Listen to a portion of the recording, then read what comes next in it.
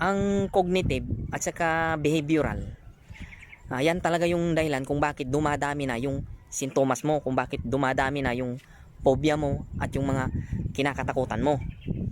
Dahil bukod sa frustration, napoprostrate ka, nagmumukha ka ng tanga dito. Kasi ang nangyayari sa'yo, yung cognitive mo kasi, ito na yung mapang-asar na kaisipan at saka hindi makatwiran na takot. Samantalang yung behavioral naman, ito naman yung gagawa ka ng paraan. Kumbaga naging ugali mo na gumawa ng paraan. Kaya yung pagiging ugali mo na yun yung na prostrate ka. Dahil kagaya niyan, nakaranas ka ng hindi makatwirang takot.